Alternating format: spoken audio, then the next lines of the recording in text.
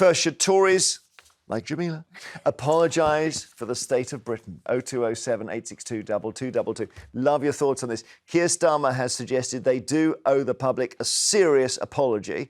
The Prime Minister hit out after Tory leadership candidate Kemi Badenoch accused Labour of being clueless about how to run the country. Here's more of what Miss Badenoch, who's the favourite to replace Rishi Sunak, had to say. Labour have no ideas. At best, they are re-announcing things we have already done, and at their worst, they are clueless, irresponsible, and dishonest. But their model of spend, spend, spend is broken, and they don't know what to do. And this will only lead to even more cynicism in politics. They are already making worse mistakes than we did. That's quite an end clip there. They're making worse mistakes than us. Here's how Mr. Starmer responded to the shots against Labour. I'm not going to take lectures from anyone from the previous government who left the worst possible inheritance. The country is in a real state. The economy has been badly damaged. Nobody really argues in relation to that. There's a £22 billion black hole unaccounted for, not on the books. The OBR didn't know about it. So I think that what the Conservatives could do was to apologise for the mess that they made. All right, well, let's have a look and see what we can say at this point about how the Tories did with all those prime ministers in a relatively short time. Let's just run it as a nice sort of House of Commons corridor. How did the Tories do, really? At the end of the corridor, we've got a notice board showing some of the policy areas. So let's have a look. We can see here 5 prime ministers at some point in 6 years. So if you take immigration, for example, what would we say there?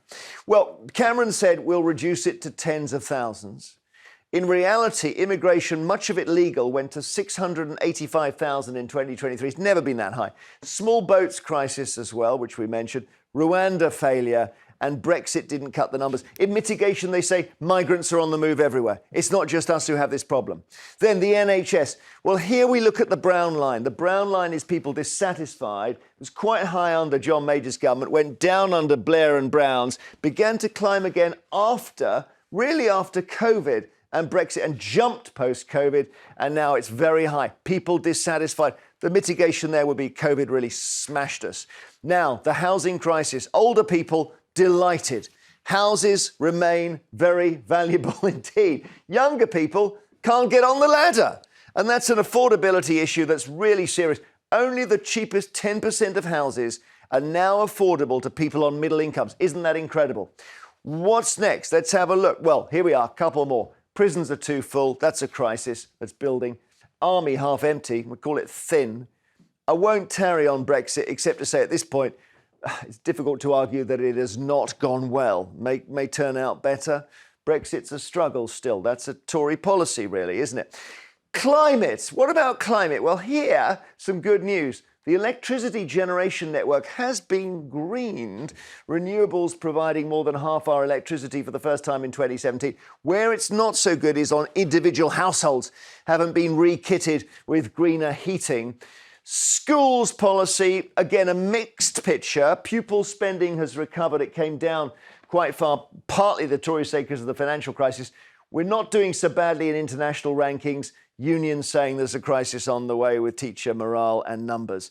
And finally, we look at food banks here. Food banks are an indication of the cost of living crisis, aren't they?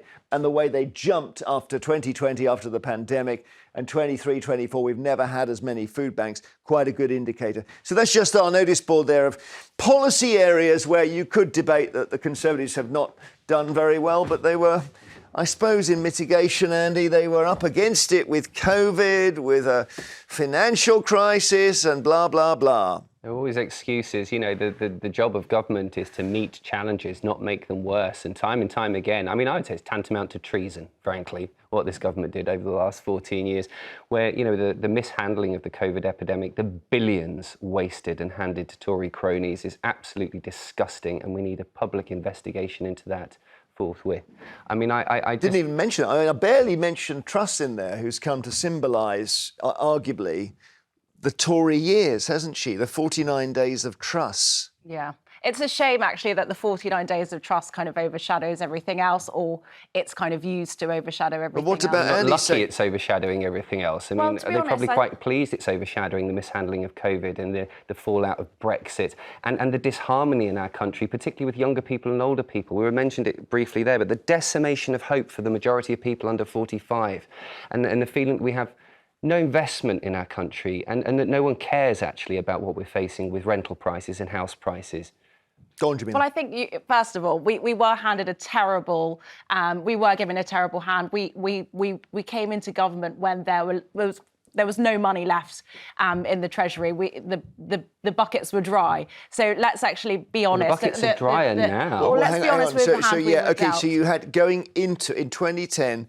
Yes, there was a massive terrible. crisis. You had no money. No money. There was no money All left. right, so you had to do austerity. We had to do austerity. I graduated in that time. It was impossible to find graduate jobs. But why around did you that then time. bring, as to quote Danny Dyer, why did you bring on Brexit and all of that chaos? Well, the Brexit debate is tricky, but that's what the British people wanted. Everyone keeps blaming members of the government, but the British people voted for that, and we have to honour that. That's what they wanted. On the basis of being told the NHS would get better and we'd all be richer. Well, people say, oh, but people were lied to, but people know their own mind, and it's very patronising when left-wing politicians say, oh, you don't know what you didn't vote right, you didn't vote the way we wanted you to vote. That's incredibly patronising. If we look then at the mitigations, you've got bad situation you're going into, you've got Brexit, which you say wasn't your fault, and I suppose COVID wasn't your fault. Well, COVID was, we were in kind of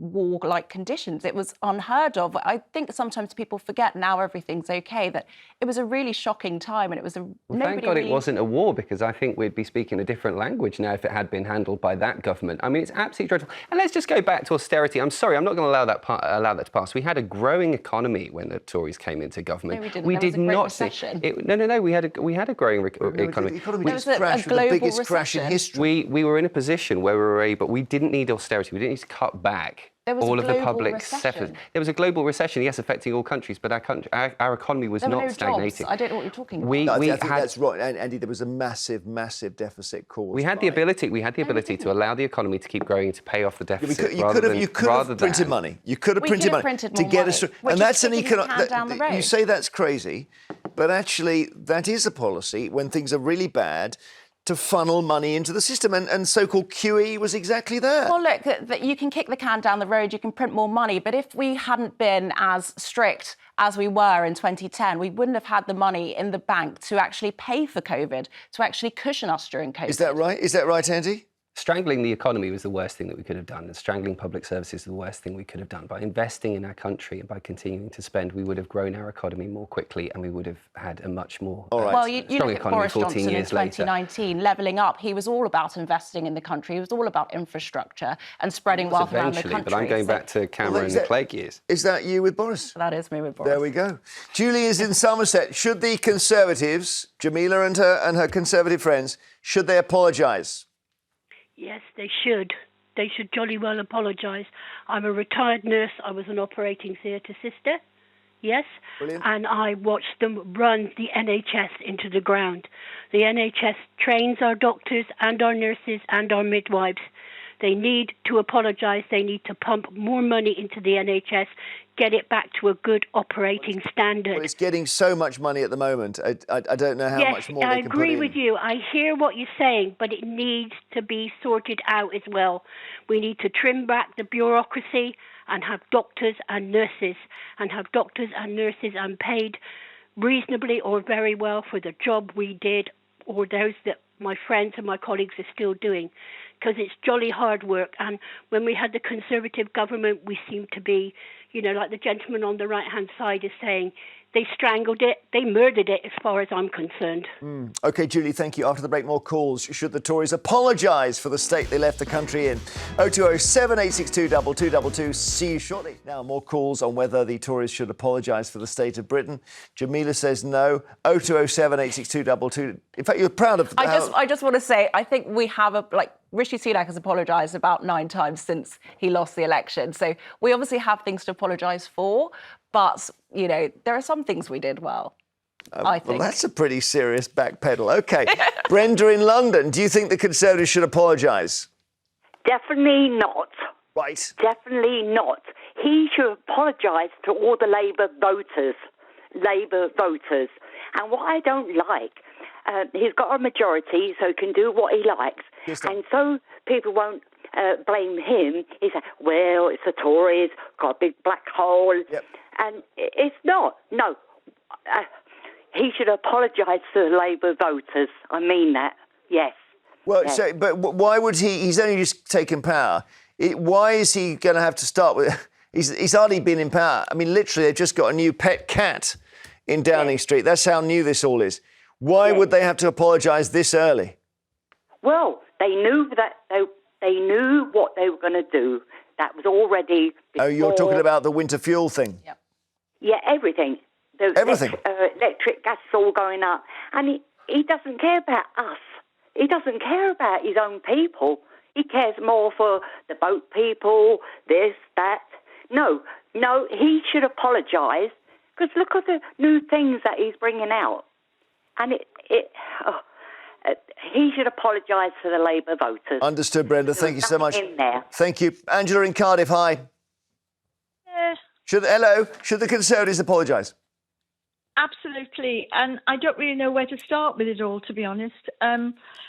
Starting with COVID and all the corruption that has fallen out of that with the track and trace. I mean, 37 billion, that's a fifth of the NHS budget gone. And the PPE scandal, nobody's been held to account.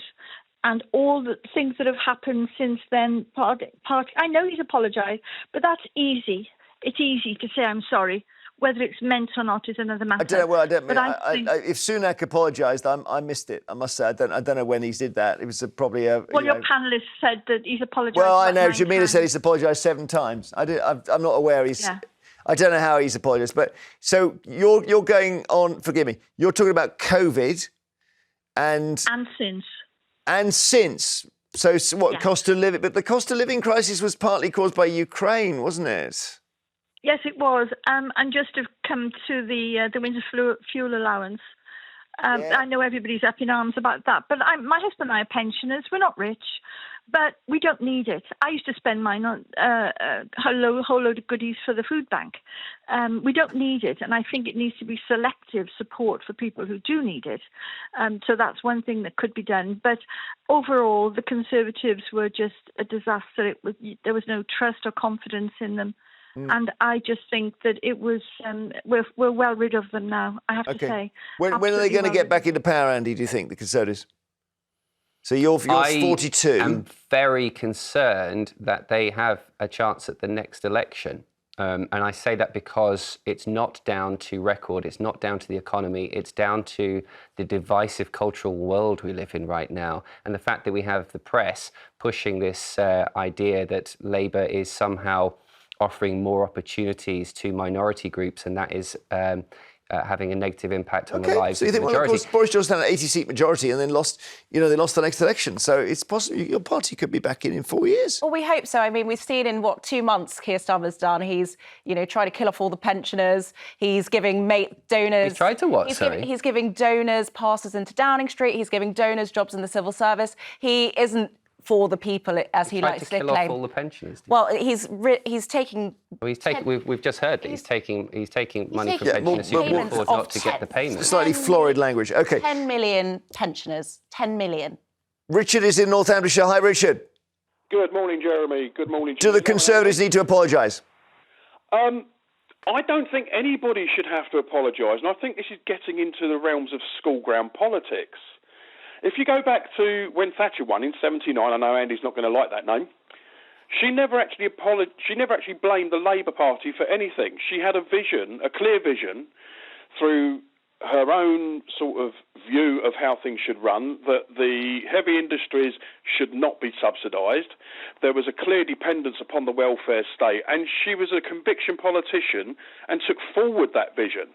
That was then built on in '97 by Blair. Again, Andy probably isn't going to like that bit, but Blair embraced a great deal of what Margaret Thatcher did.